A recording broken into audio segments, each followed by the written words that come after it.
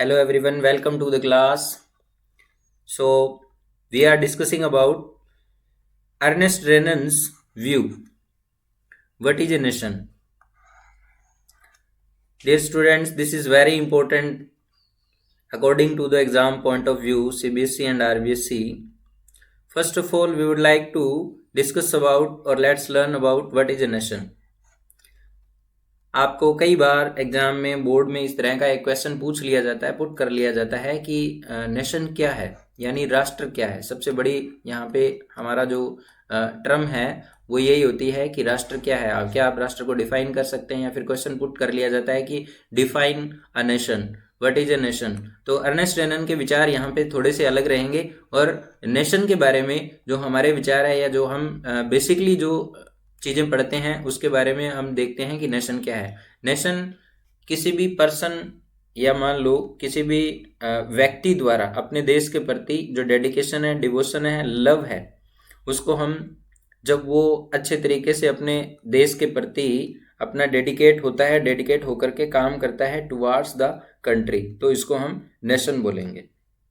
अब यहाँ हम देखते हैं, लेट्स सी कि अर्नेस्ट रेनन ने इसके बारे में क्या कहा। अर्नेस्ट रेनन अलग विचार प्रकट करते हैं, और विचार प्रकट करते हुए अपने पॉइंट ऑफ व्यू के अकॉर्डिंग वो बताते हैं कि अर्नेस्ट रेनन जो है वो नेशन के बारे में क्या सोचते हैं। यानी उन्होंने ये कहा कि आप जो नेशन के बारे में डेफिनेट जो डिफाइन कर रहे हैं, जो डेफिनेशंस, जो टर्म्स आप डिफाइन कर रहे हैं, that's not true about a nation. उन्होंने कहा कि रुकिए, ठहरिए, मैं बताता हूँ आपको नेशन के बारे में कि नेशन क्या है। तो यहाँ हम नेशन के बारे में यानी राष्ट्र के बारे में इनके विचार पढ़ेंगे। तो एग्जाम में जब भी आपको अर्नेस्ट रेनन से संबंधित कोई भी क्वेश्चन पुट किया जाता है तो आपको इनकी जो चीजें हैं वो डायरेक्टली लिखनी होती है। यानी आप अपने यहाँ पे गेस नहीं कर सकते, आप अपने अकॉर्डिंग कुछ भी नहीं लिख सकते, डायरेक्टली यही लाइनें आपको एनसीईआरटी की बुक से लर्न करनी है और इन्हीं को आपको फॉलो करना है। In lecture delivered at the university of Sorbonne in 1882 के अंदर, जब वो अपना एक सोरबोन यूनिवर्सिटी के अंदर लेक्चर दे रहे थे, फ्रेंच फिलोसफर थे। सबसे बड़ी बात यहाँ पे आपको ध्यान में रखना है कि वो कौन थे। वो एक फ्रेंच फिलोसफर थे, यानी फ्रांस के एक दार्शनिक थे, अर्नेस्ट रेनन। अर्नेस्ट रेनन, आपको ध्यान रखना है, इनका नाम अर्नेस्ट रेनन है, अर्नेस्ट रेनन। और फ्रेंच में वो सोरबोन यूनिवर्सिटी में 1882 के अंदर, जो कि एक फ्रेंच फिलोसफर थे, अपना एक लेक्चर दे रहे थे। लेक्चर को डिलीवर किया जाता है, लेक्चर डिलीवर कर रहे थे। लेक्चर डिलीवर करते टाइम वो अपना बताते हैं कि मेरे पॉइंट ऑफ व्यू से नेशन क्या है।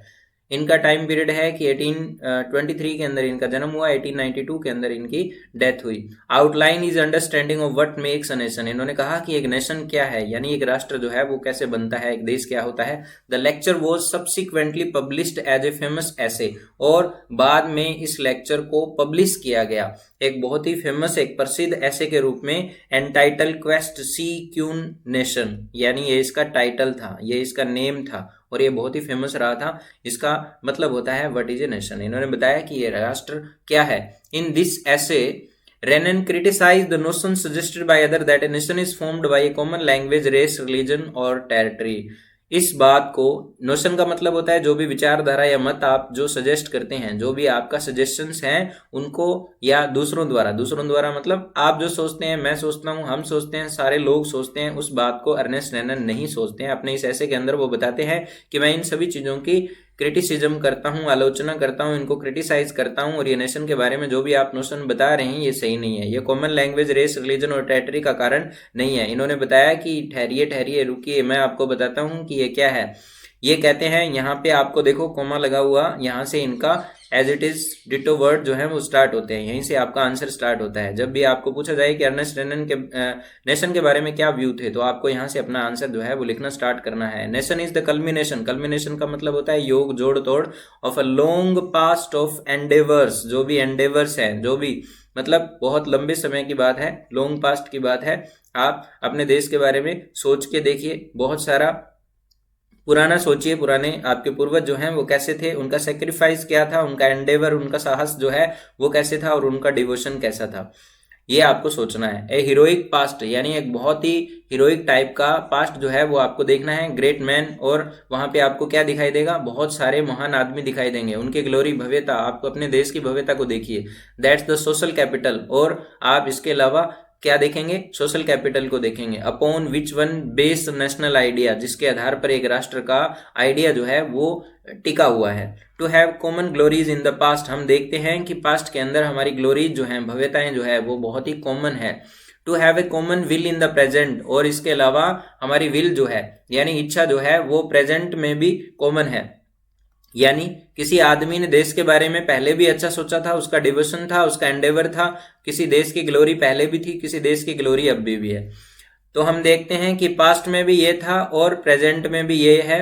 To have perform great deeds together, और यहाँ पे हम क्या देखते हैं कि सभी लोगों ने एक साथ मिलकर अच्छे काम, महान काम किए होंगे। ग्रेट डीड्स यानी आप अपने पुराने लोगों को, पूर्वजों को देखिए, उन्होंने बहुत सारे अच्छे काम किए होंगे। डीड्स का मतलब होता है काम, उन्होंने अच्छे काम, महान काम किए होंगे। To wish to perform still more, इसके अलावा उन्होंने ये भी विश किया होगा, या फिर आप विश करते होंगे कि ज्यादा से ज्यादा अपने देश के लिए काम किया जाए। These are the essential condition of being a people, ये एक आदमी, एक मनुष्य, एक इंसान यानी लोगों की निशानी है उनके होने की। यानी एक आदमी जब किसी भी डिवोशन या डेडिकेशन को लेकर अपने नेशन के प्रति जब समर्पित होता है तो वो इस तरह की भावनाएं रखता है।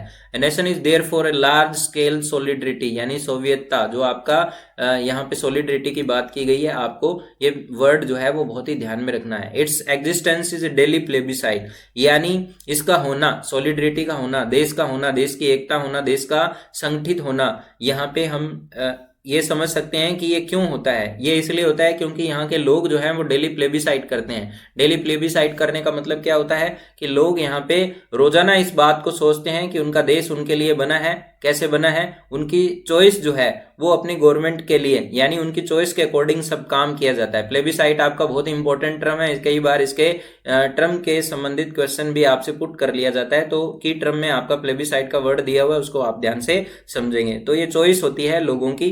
प्रोविंस इज इट्स इनहेबिटेंट्स, कोई भी प्रोविंस, प्रोविंस का मतलब होता है स्टेट, यानी राज्य जो बनता है वो इसके इनहेबिटेंट से बनता है। इनहेबिटेंट मतलब यहाँ पे लोग जो रहते हैं।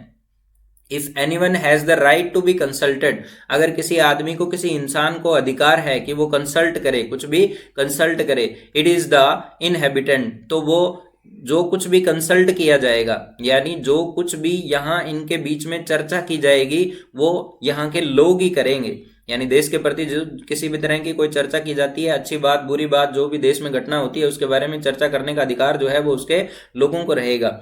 Nation never has any real interest, nation का किसी भी पार्ट के रूप में, या हम कह सकते हैं कि कोई भी राष्ट्र जो है वो दूसरे राष्ट्र के प्रति कभी भी बुरी भावना जो है वो नहीं रखता। एनेक्सिंग, एनेक्सिंग का मतलब होता है आक्रमण करके किसी दूसरे की धरती के ऊपर अपना अधिकार जमा लेना। और holding on to a country against its will, ना ही किसी दूसरे के ऊपर अपना अधिकार जमा सकता है, ना ही किसी दूसरे के अपने टेरिटरीज के ऊपर जो है वो कब्जा कर सकता है, दूसरे कंट्री के टेरिटरी पे कब्जा कर सकता है। तो उसके विल के अगेंस्ट ये नहीं जा सकता, यानी कोई भी राष्ट्र जो है वो किसी दूसरे राष्ट्र की इच्छा के विरुद्ध नहीं जा सकता। The existence of nation is a good thing, यानी राष्ट्र का होना बहुत ही अच्छी बात है।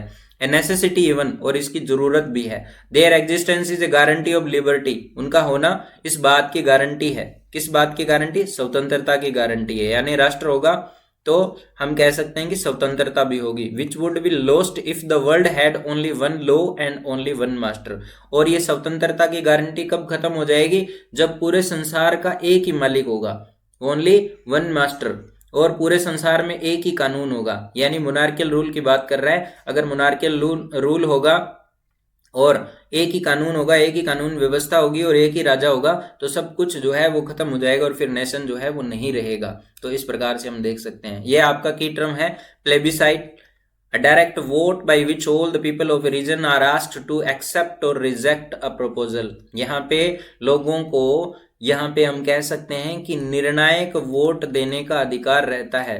निर्णायक वोट देने का अधिकार रहता है कि वो अपने रीजन के अंदर, टेरिटरीज के अंदर किसी भी रूलर को चाहते हैं नहीं चाहते। तो डायरेक्टली जो लोग वोट करते हैं, निर्णायक वोट करते हैं, ये प्लेबिसाइट जो है वो जनमत संग्रह इसको बोला जाता है। यानी जनता द्वारा अपना मत जो है वो दिया जाता है कि उनके वहां पे कोई भी सरकार, राजा या शासक जो है वो किस तरह से रूल करेगा। तो जनमत संग्रह जो है वो प्लेबिसाइट वर्ड इसका मतलब होता है। ये भी एक टर्म के रूप में कई बार क्वेश्चन जो है वो पुट कर लिया जाता है।